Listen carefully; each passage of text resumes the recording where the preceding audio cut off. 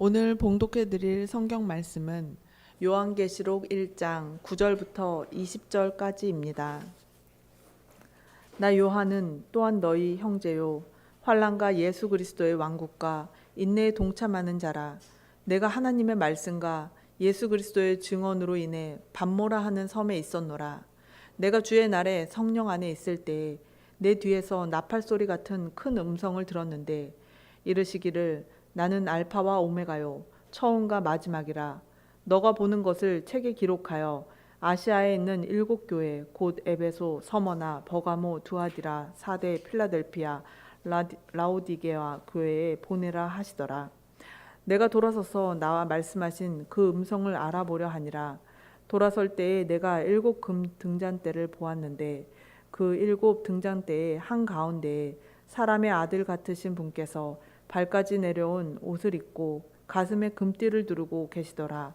그분의 머리와 머리털은 양털같이 희고 눈같이 희며 그분의 두 눈은 불꽃 같고 그분의 두 발은 용광로에서 달군 듯한 정제된 녹 같으며 그분의 음성은 많은 물소리와도 같고 그분의 오른손에는 7별이 있으며 그분의 입에서는 양날 달린 날카로운 칼이 나오고 그분의 용모는 해가 세차게 빛나는 것 같더라.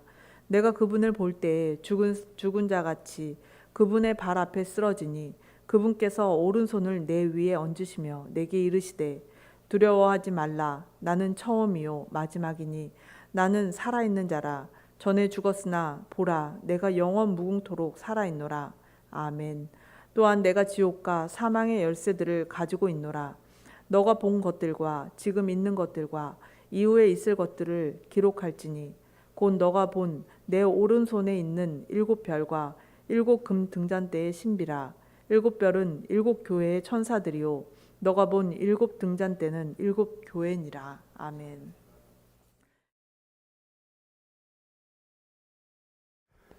오늘 주님께서 우리들에게 말씀하여 주시고 우리의 마음에 우리의 영의 눈이 열려서 그분의 음성을 듣게 되기를 바랍니다. 요즘 청년들 고민이 많습니다. 내 미래는 어떻게 될까? AI 시대가 되면 사라지는 직업도 많다는데 나는 어떤 직업을 선택해야 되나? 나는 이 회사를 지금 계속 다닐 수 있을까? 내가 저 직장에 들어갈 수 있을까? 정말 고민이 많죠. 나라를 사랑하는 사람들은 더 고민이 많습니다. 이 나라가 정말 이러다가 사회주의 국가가 되는 것은 아닐까? 2000년 전에 로마 제국 치하에 살았던 그리스도인들도 정말 고민이 많았습니다. 핍박을 받고 있는 상황에서 그들의 자녀들을 어떻게 양육할 것인지 그런 생각을 할 수조차 없는 그런 시대를 그들은 살고 있었습니다. 교회는 핍박을 받고 있었고 로마 제국은 절대 망할 것 같지 않았습니다. 도미티아누스 황제는 기독교인들을 잔인하게 짓누르고 있었고 그들을 제거하려고 했습니다. 바로 그런 시대에 하나님께서는 요한을 통해서 하늘의 계시를 그에게 들려주셨습니다. 요한은 반모섬이라고 하는 유배지, 고난의 자리에서 예수님을 만납니다. 환경은 유배지였지만 그 환경에서 하늘 문이 열리고 하늘의 계시가 요한에게 임했습니다. 여러분, 우리는 고난이 없기를 바라지만 우리 주님께서는 그 고난 가운데서 그 고난을 견디기를 원하시고 마침내는 우리가 승리하게 되기를 원하십니다. 주님께서는 우리들에게 승리를 주기를 원하십니다. 그러므로 여러분 용기를 내십시오. 오늘 주님께서 요한에게 던져준 메시지 무엇을 말하고 있는지 3가지를 여러분하고 나누겠습니다. 첫 번째, 우리는 예수 그리스도의 왕국을 소망하면서 인내하는 공동체입니다. 나 요한은 너희 형제요 예수의 환난과 나라와 참음에 동참하는 자라. 하나님의 말씀과 예수를 증언하였으므로 말미암아 밤무라 하는 섬에 있었더니. 요한의 자기소개를 보십시오. 나 요한은 너희 형제요 예수의 환난과 나라와 참음에 동참하는 자라고 했습니다. 자신을 도미탄 황제 치하에서 고난받는 성도들과 동일시하고 있는 것입니다. 요한은 반모섬에 있습니다. 이 반모섬은 에베소에서 배 타고 3시간 가는 거리입니다. 그곳은 당시 탄광 노동을 했던 곳입니다. 90이 넘은 나이에 사도 요한은 중노동을 하고 있었습니다. 환난과 나라와 참호에 동참하는 자, 이 동참한다는 말이 가장 쉬운 말로 교제라는 의미입니다. 그런데 여기서 말하는 교제는 사람, 음식, 재미가 있는 그런 교제가 아닙니다. 요한은 이 동참이란 말을 쓰면서 3가지 말을 했습니다. 나라, 환난, 참음입니다. 여기서 말한 나라는 장차 예수 그리스도께서 이 땅에 오셔서 세우실 그 나라를 말하는 것입니다. 환난, 하나님의 백성들이 이 땅에서 겪고 있는 그 환난, 그것입니다. 인내, 그들은 그 환난을 통해서 인내하는 법을 배우고 있습니다. 그런 환경 가운데 있는 로마의 핍박 가운데 있는 당신의 백성들과 함께 요한은 물리적으로 거리적으로 떨어져 있었지만 그의 심정과 그의 마음은 그들과 같이 있었던 것입니다. 여러분, 우리가 누구입니까? 우리는 같은 소망을 품고 인내하는 공동체입니다. 요한은 하나님의 말씀과 예수를 증언했기 때문에 반모섬에 와 있다고 했습니다. 반모섬에 유배를 당한 이유가 무엇입니까? 예수 그리스도를 증언했기 때문입니다. 여러분이 예수 그리스도를 증언하지 않는다면 이 땅에서 편히 살 수 있습니다. 그러나 여러분이 예수 그리스도를 증언하고 예수님을 드러내면 드러낼수록 이 세상은 여러분을 좋게 보지 않을 겁니다. 여러분 과연 그렇게 하고 있습니까? 사도 요한에 대해서 전해져 내려오는 이야기가 있습니다. 물론 이 이야기는 성경에 나와 있지는 않습니다. 그러나 초대교회 역사를 보면 초대교회 교부 터툴리안이라든지 제롬은 이 이야기를 기록을 했습니다. 요한은 로마의 라틴 문 근처에서 펄펄 끓는 가마에 던져졌습니다. 군중들 앞에서 로마 병사들에 의해서 펄펄 끓는 그 가마솥에 요한은 던져졌습니다. 그런데 놀라운 기적이 벌어졌습니다. 요한은 비명을 지르지도 않았습니다. 요한의 몸은 그 펄펄 끓는 가마에 의해서 가마솥에서 끓여져야 되는데, 비명 속에서 죽어야 되는데 어떤 일도 일어나지 않았습니다. 그는 평온히 서 있었습니다. 로마 병사들이 기겁하고 맙니다. 어떻게 이런 일이 있을 수 있단 말인가? 군중들은 숨을 죽였습니다. 그것은 분명히 기적이었습니다. 여태껏 그들은 펄펄 끓는 가마솥에서 살아나온 사람을 본 적이 없기 때문입니다. 그런데 요한은 살아있었습니다.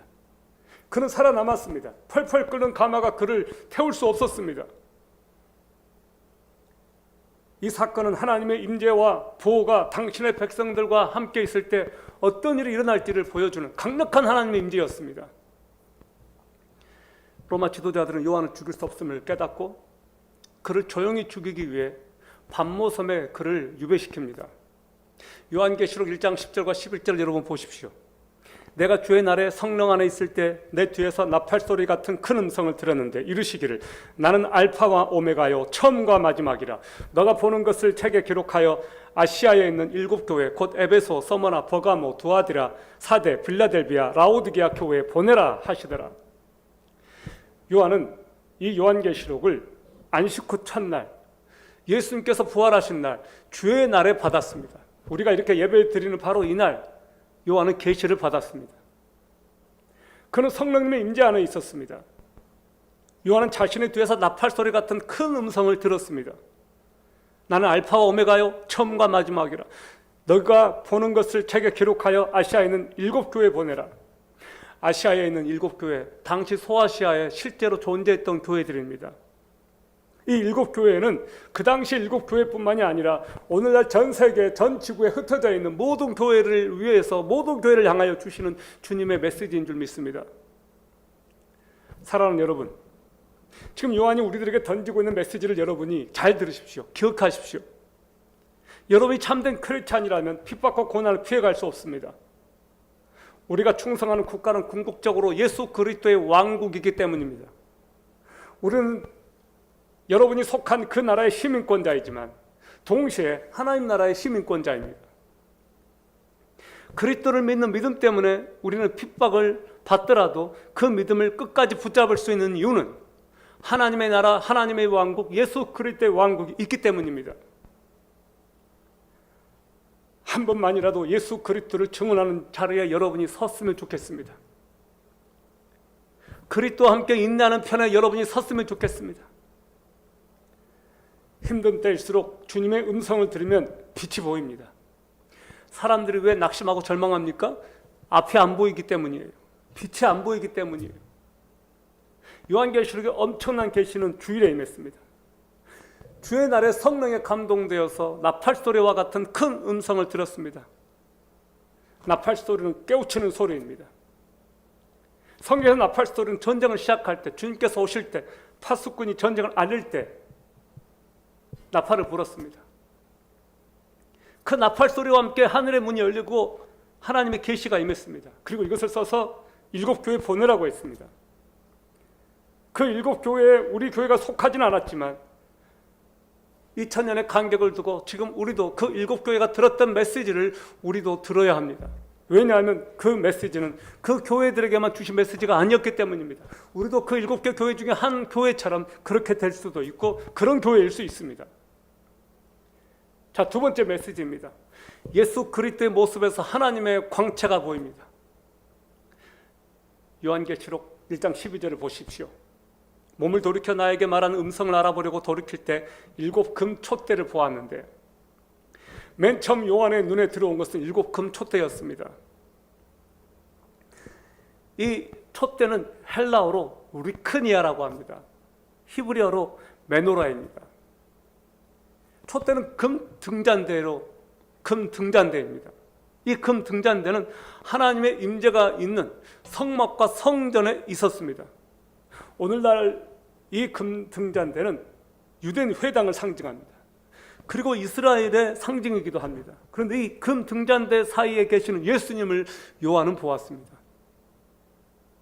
7 금 등잔대는 7 교회와 같다고 했습니다. 7 교회라고 했습니다. 과거 성막과 성전을 상징했던 그 금 등잔대가 이제는 교회인 여러분이 된 거예요. 이방 교회에 바로 그 금 등잔대가 이방 교회를 이제 상징하는 것이 되어 버린 겁니다. 놀랍지 않습니까? 우리도 거기에 끼어 있다는 거예요. 7별은 7 교회 사자라고 했습니다. 사자는 헬라어로 엥겔로스인데 두 가지 의미가 있습니다. 인간 메신저, 전령, 중요한 메시지를 전달하는 사람. 당시 교회 목사입니다. 또 하나는 천사입니다. 영적인 존재죠. 이 엥겔로스가 천사이든 인간 전령자이든 분명한 것은 이 복음을 그들이 전달하는 그 역할을 맡았다는 것입니다. 이제 13절과 15절을 보십시오. 촛대 사이에 인자 같은 이가 발에 끌리는 옷을 입고 가슴에 금띠를 띠고 그의 머리와 털의 희기가 흰 양털 같고 눈 같으며 그의 눈은 불꽃 같고 그의 발은 풀무불에 단련한 빛난 주석 같고 그의 음성은 많은 물소리와 같으며. 우리는 예수님 어떻게 생각합니까? 우리가 알고 있는 예수님은 인자하고 부드럽고 온화한 분으로 생각하죠. 그런데 요한이 보았던 예수님은 달랐습니다. 눈은 불꽃 같고 음성은 많은 물소리 같고 얼굴은 해가 힘있게 비추는 것 같았다고 했습니다. 옷은 가슴에 금띠를 띠고 있었습니다. 발에 끌리는 옷을 입었다고 했습니다. 그의 머리는 흰 양털 같다고 했습니다. 여러분, 그의 머리가 흰 양털 같다라는 말은 무슨 말일까요? 그분은 순결한 분이십니다. 여러분, 우리가 순결하기를 원합니다. 오늘날 이 시대에 당신의 백성들이 세상과 구별되는 가장 큰 것이 무엇일까요? 순결 아닐까요? 거룩이 아닐까요? 저는 우리가 이 시대에 피 터지게 싸워야 될 것이 있다면 바로 순결하게 사는 거예요. 영적으로 깨끗하고 순결한 삶을 살고 육체적으로도 순결을 지키는 거예요. 요즘 너무나 많은 사람들이 너무나 쉽게 순결을 잃어버립니다. 세상이 다 그렇게 가니까 할 수 없다고 말합니다. 결혼 전에 혼전 동거를 하는 것이 너무나 많은 사람들에게 자연스러워졌습니다. 여러분이 크리스찬이라면 그렇지 않기를 바랍니다. 제가 얼마 전에 상담했던 직원이 있었습니다. 이 직원은 지금 혼전 동거를 하고 있었습니다. 결혼식을 아직 하지 않았다고 했습니다. 혼인신고도 하지 않았습니다. 제가 혼인신고부터 하라고 했습니다. 당신이 크리스찬이기 때문에 그렇게 했으면 좋겠다고 했습니다. 주님의 눈은 불꽃 같다고 했습니다. CCTV는 사각지대가 있지만 예수 그리스도의 눈은 사각지대가 없습니다. 그분의 눈동자가 미치지 못한 범위는 없습니다. 사람들이 왜 함부로 삽니까? 사람들을 의식하지 않기 때문에 그렇습니다. 사람들이 왜 함부로 삽니까? 하나님의 불꽃 같은 눈동자를 의식하지 않기 때문에 그렇습니다. 어떤 사람들은 사람들이 보는데도 불구하고 전혀 사람들의 눈을 의식하지 않는 사람들이 있습니다. 막가자는 거지요. 그런 사람들은 양심도 없습니다. 그러나 명심하십시오. 하나님의 불꽃 같은 눈동자는 결코 여러분을 한순간도 지켜보지 않는 순간이 없다는 것입니다. 우리가 죄를 지을 때 어떻게 하죠? 하나님 잠깐만 눈을 감아주세요. 이 정도는 할 수 있잖아요. 마귀는 그렇게 여러분을 꼬드깁니다. 속지 마세요. 속지 마세요.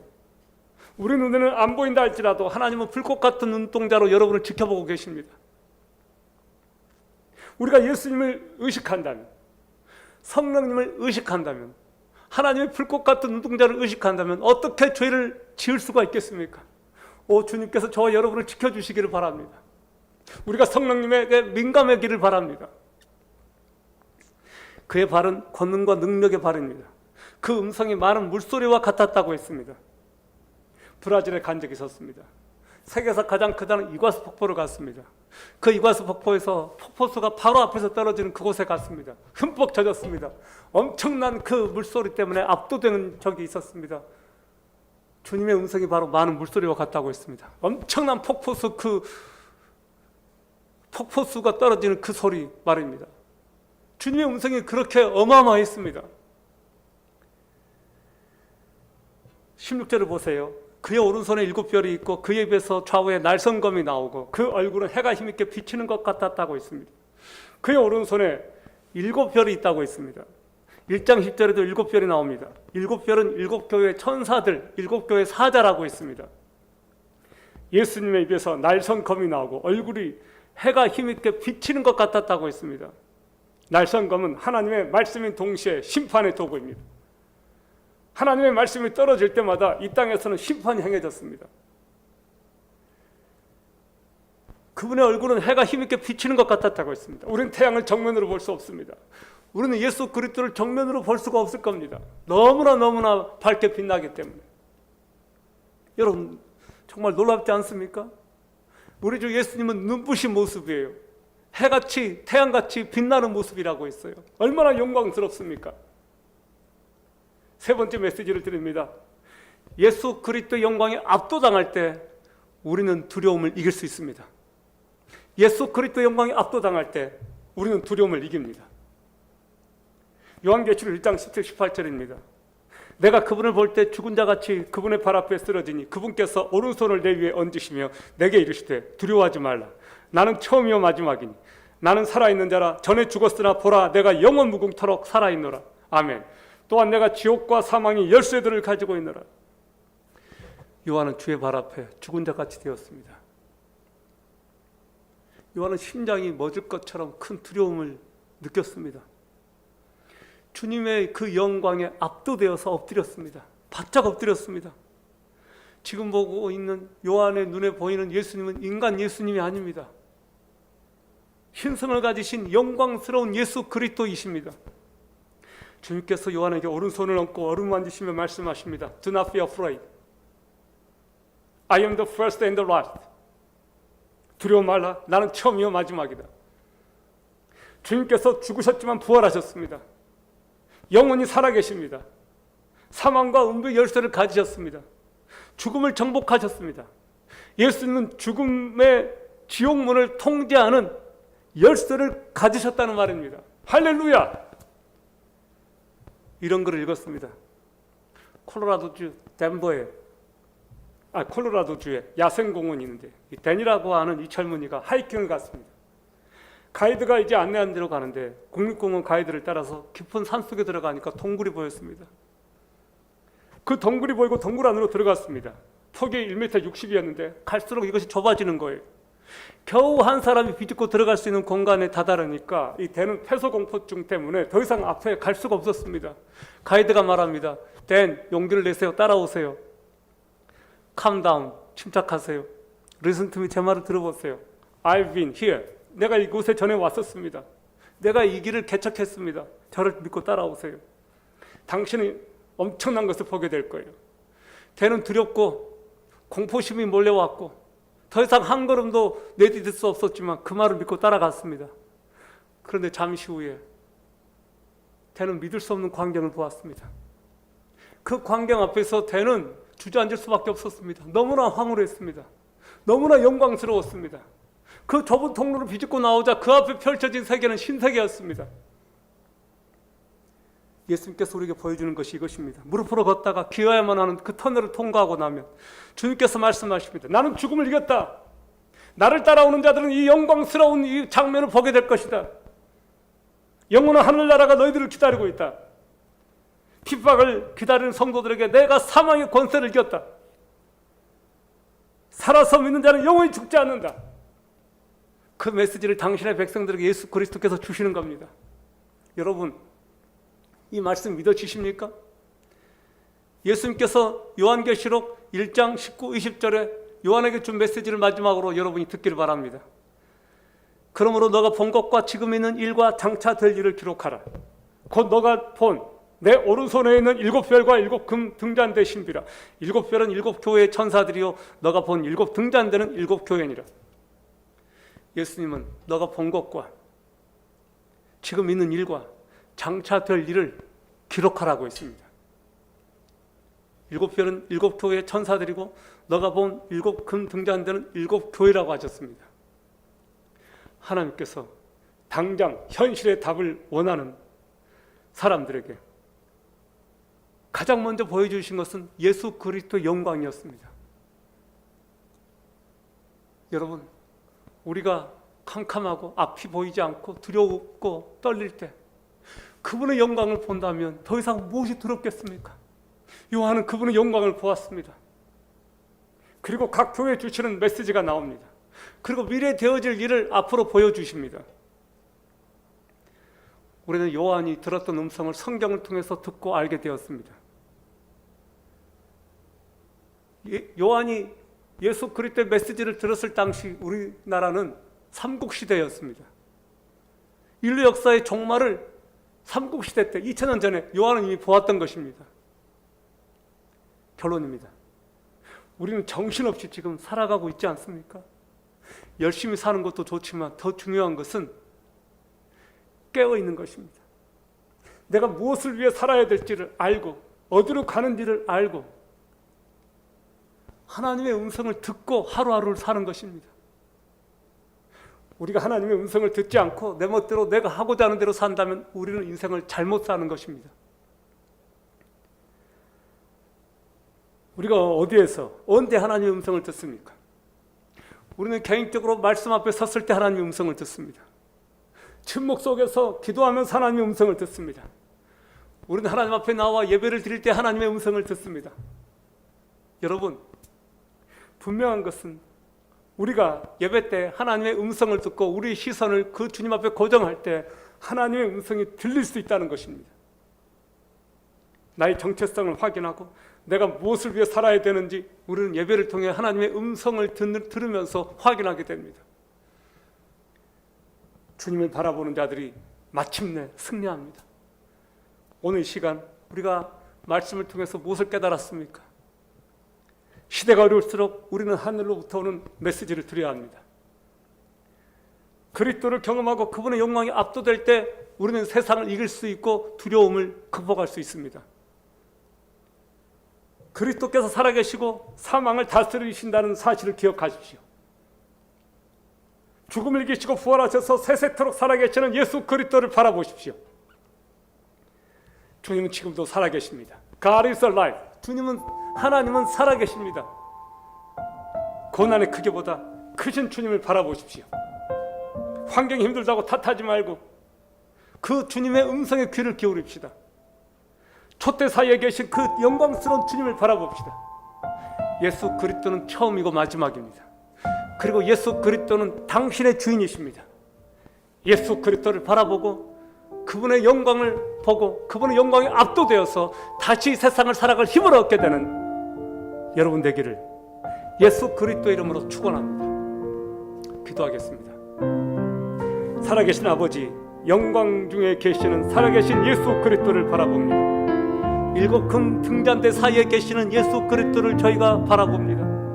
오 전능하신 아버지, 저희는 주님의 음성을 듣기를 원하고 이 세상 한복판에서 그 주님만을 경외하고 경배하고 높여드리며 우리 안에 다가오는 모든 두려움과 모든 것들을 이기기를 원합니다. 주님 오시옵소서. 저희를 다스려 주시옵소서. 저희에게 말씀하여 주시옵소서. 우리는 당신의 영광에 압도되기를 원하며 주님의 영광을 위해 우리의 삶을 드리기를 원합니다. 예수 그리스도의 왕국에 충성하기를 원하고 주님을 위해서 이 땅을 살아도 그렇게 살기를 원합니다.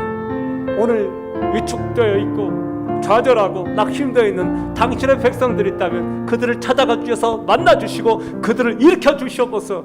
예수 그리스도의 이름으로 기도합니다. 아멘.